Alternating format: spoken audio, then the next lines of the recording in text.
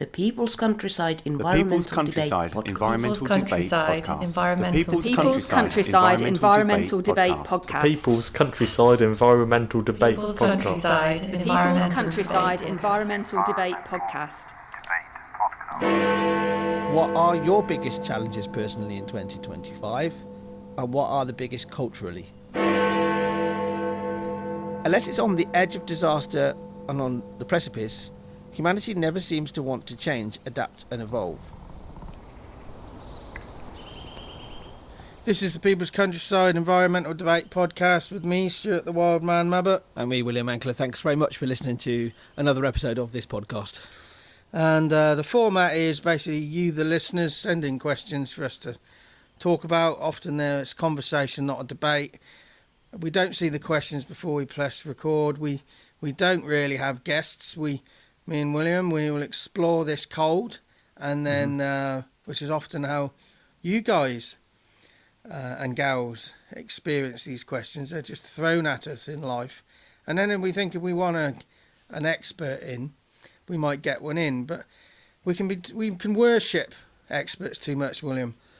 Yeah, we can. I mean, experts are actually very useful in certain circumstances. I mean, they're experts at the end of the day, but it should never stop you actually exploring the question yourself and exploring your own opinions. Yeah, and then setting them aside against the experts. Exactly, yeah, exactly. You know, because the problem is if we worship the experts too much, when we don't explore our own thoughts, we just blindly follow them. That's very true. I mean, I think we also we always talk about balance on this podcast, and we shouldn't blindly follow absolutely every single expert out there. However, we should not be dismissing their advice because they do have the expertise in that field. Yeah. But the thing is, people often say we should make ourselves the go-to experts. There's enough go-to experts out there. We're the go-to guys who are willing to explore things cold. Many people won't record with us because they say, we don't know what you're going to be talking about. We want to be prepared. We're prepared to not be prepared. Yeah, let it all hang out. Every single time we start a recording, we don't know what the questions are going to be. We don't pre-read them. And as you say, Stuart, it is our opinion cold. There are downsides to that, of course, aren't there? Because sometimes we just don't know. We just don't actually have the answer in the moment. Have you ever? But when we realise we don't know, then it gives us something to go out and find something out about.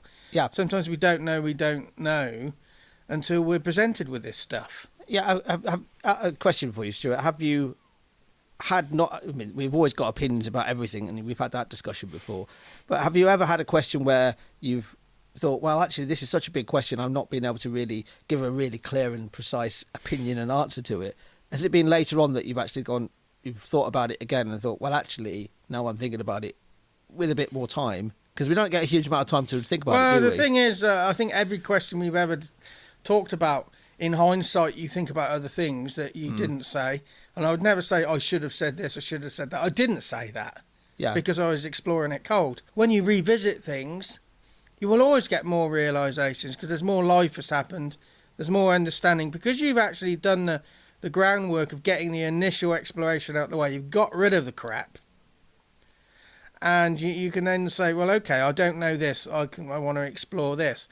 We've had a couple of guests saying, "Oh well, can you edit this bit in because I don't like what I said listening back." You have to live by what you say, and then record again another episode if you want to re-explore it. You have to say, "I was wrong," and admit that because that's part of the process. Yeah, but our preparation for every single episode is the previous episode. Yeah, actually being prepared to confront these things cold. So with that in mind, let's get on to today's questions. We've got two returning people here, sending two returning listeners. We've got Scott from Arisaig, Scotland. Has he been on before? Absolutely, yeah. Arisaig is, if I remember rightly, Arisaig is up near the Isle of Skye, I believe. Yeah, Scott has definitely set a question previously. I'm just going to have a quick look at this. I do remember this name. Yeah, in fact, he was on the last episode. Was he? All right. Okay. Well, there you go. I'm now bamboozled by where people are from and people's names. And Jess in Bishop's Tatchbrook. I remember Jess sending the question because when I first pronounced it, I think I pronounced it with an extra H. And I pronounced it Thatchbrook. But it's definitely Tatchbrook. But they're the two listener questions. We're going to start with Scott's, which is from Scott is from Arisaig in Scotland. And it's a sort of like, I'm just going to pre-read this question. It's kind of like split in two here. You said this was on the west coast of Scotland. Yeah, I believe it is. Pause for, let's search this. I think it's right on the coast. Vaguely remember there was a fishing fleet or something there. Not that I've been. It was over towards Mull and Skye, I think. Isle of Skye. Yeah, it is actually, yeah. It's not on Skye itself. It's not too far from Malaig. Yeah. And not too far... Yeah, it's the west side of Scotland, yeah. Mainland Scotland. Yeah, absolutely, yeah. Okay. So, yeah, Scott's question is, what are your biggest challenges personally in 2025, and what are the biggest culturally? So the biggest challenge for you this year personally, Stuart? Oh, I don't have one. Setting up the new community interest company. And having loads of energy to start with, and then it sort of waned a little bit because my health's not been that great. So I'm waiting for funding to come through for extra support to enable me to be able to do that job. Patience. So I'd say patience. My biggest challenge in 2025 is being patient. Culturally, which culture? Every culture is going to have different challenges. Well, we can only talk about from our own perspective then, can't we, really? Well, we can only also talk about other cultures from our perspective, but what's your personal biggest challenge? My personal challenge this year is actually nailing down exactly what I want to do for the rest of the year. We're going to be... Stuart and I are going to be working together on the CIC and have been as well. That's going to be both volunteers at the moment. Yeah, exactly. Yeah, but so not paid at the moment. So that's an interesting challenge because it's going to be a change in what I'm doing, and I'm being aware of this. But I've got a couple of projects myself that I'm currently thinking about, personal work situation, for example. Yeah, that's my challenge is to sift through that and actually come up with something cohesive. So culturally, I think UK culture, well, any culture, it's understanding you have challenges and that you have a culture. I think a lot of people in the global north or the advanced west or whatever you want to call it are busy getting on with their habits and their lives. They don't necessarily recognise they have a culture. Yeah. Yeah, I can actually say that from my own point of view. You know, do I see myself as being English or do I see myself as being British? I try and see myself as being relatively just me, but I must have some traits of being English or maybe British. Culturally, I think the biggest challenge in the whole world is the sort of othering of other of people that are different to you. Different cultures, you know. The right-wing lean towards, how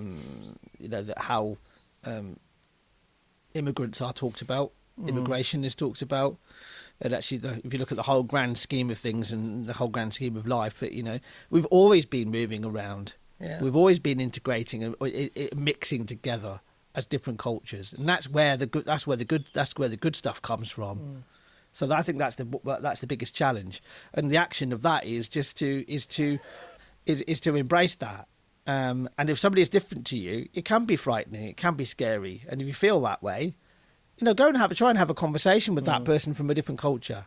That's my action as well. I think some people would say, culturally, the biggest challenge 2025 is to not be so insular and look outward. But I would say similarity all cultures have. Even if you're in an Amazon jungle culture that don't see or even know that the West exists, or you're the American or you're English or you're French, the biggest challenge I think is to see how your culture fits into the bigger picture. I think that should be the biggest challenge, but I don't think people will. Yeah, people will stay insular anyway. I have nothing else to say. And we have a big task ahead of us as humanity in itself, with climate change, and that's a big cultural issue, because I think that's what's driving quite a lot of it. That's driving immigration, in particular. It's driving in UK conflict. culture, I think the biggest challenge 2025 is keeping Nigel Farage out of power. Anyway, I'll leave you to chew on that one. We'll go straight into Jess's question. Jess is from Bishop's Tatchbrook, which is in Warwickshire, England. In England, yes. Because it was in America, it'd be Warwickshire, I think. I've done just as a side note. New Warwickshire, I should think. Yeah, where we were, it was many years ago. We were getting on a train, when my mum, my sister, and I, and an American came up to her and said, "Is this the train to Warwick?" She found it quite amusing. Anyway, I've alienated all of our American listeners. So Jess's question is: unless it's on the edge of disaster and on the precipice, humanity never seems to want to change, adapt, and evolve. Discuss. Well, there's three things there: change, adapt, and evolve. Yeah, They could be argued to be in the same thing, but they're not. When it comes to climate change and the climate crisis, I think we're all seem to be looking out for one big event that will happen that will say this is now the cataclysmic event. It's almost like the blockbuster movie moment. That things you never see what comes after the blockbuster movie pinnacle where they survive. They just go back to the same old habits. Yeah, it's very true. I mean, that would be a really interesting film. That would be a really interesting story to actually investigate. The nearest I think that people have come to that is the modern day Planet of the Apes series. Okay. And you see the final one where, ultimately, you're screwed. But I think unless it's on the edge of disaster and on the precipice, humanity never seems to want to change. Yeah, because we live our day-to-day lives. We don't really necessarily look at the bigger picture. I'm sure there's been tipping points that hasn't been on the precipice, but I can't think of any at the moment. I don't think we always have to be on the precipice, but I know when you watch, as you say, Hollywood movies. Yeah, people wait until the last minute. Well, no, it's more that that we're I think maybe to prove that the climate crisis is a thing. I think some people are just going, well, there hasn't been a big event, one big worldwide scale event, which is what you'd get in a blockbuster movie. It's been lots of smaller, localized things, even about how it hasn't rained here in the UK and across quite a lot of Europe. It hasn't rained for 2 or 3 months, not to any substantial level. So that is part of the whole issue we're having with the climate changing. Breaking it into 3 bits, but humanity doesn't want to change, adapt and evolve. On a personal level and bigger picture level, change, we are creatures of habit. We don't like nudge theory. Our leaders nudging us in a certain direction because we call that a nanny state. Even though it's for the greater good. I don't think we can change humanity unless we change on an individual level. Adapt. I think we are a very adaptive species, but we're also very selfish and short-sighted. So we use methods of adapting that fucks up our ability to survive. And evolve, well, we're always evolving, but evolution happens on a much slower level. So you can be on the precipice. You can't expect evolution to step in because it's going to take too fucking long. Yeah, and the whole idea of evolution stepping in kind of gives evolution almost its own character, like it's actually a being of some type, but it isn't. It's a process of life. Yeah, evolution is continually happening every single day. So I'm going to merge these 2 questions today. Scott said, what are the biggest challenges culturally? And Jess is basically saying unless we're on the edge of disaster and on a precipice, humanity never seems to act. Well, let's merge the actions in there. And I would say, as a starting point on this, is just see, I mentioned this, the bigger picture. I think I've said that a couple of times in this episode. Maybe look at where those questions, where your life, where your culture fits into the bigger picture, and use that as a starting point to then start just churning on these big issues. You want us to be the go-to experts. Well, you ain't gonna get that.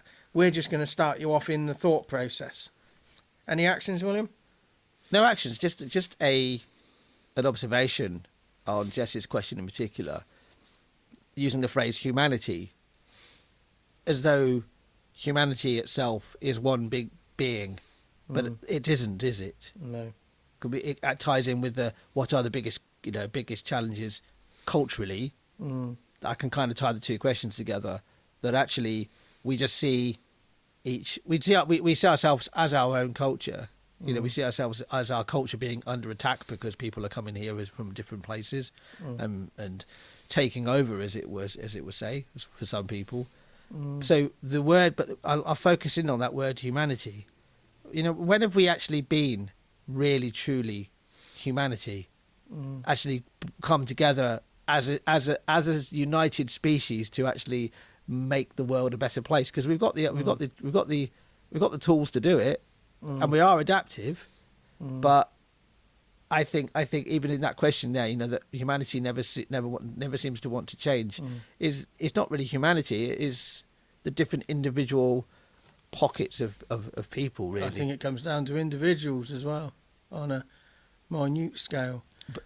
With I'll go off on a bit of a tangent with this in a way.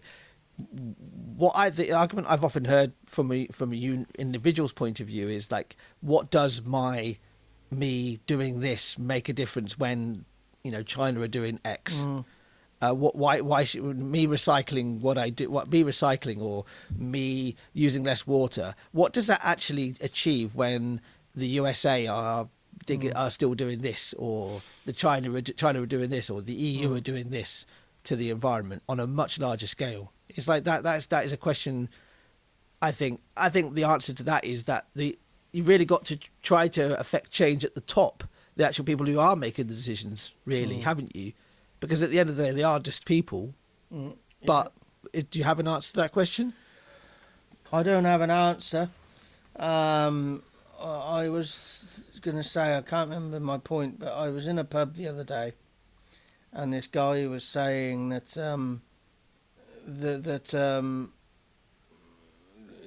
what's happening in the UK, in some people's perception, is the UK's karma from our ancestors. We went across the world and invaded countries and took over their cultures.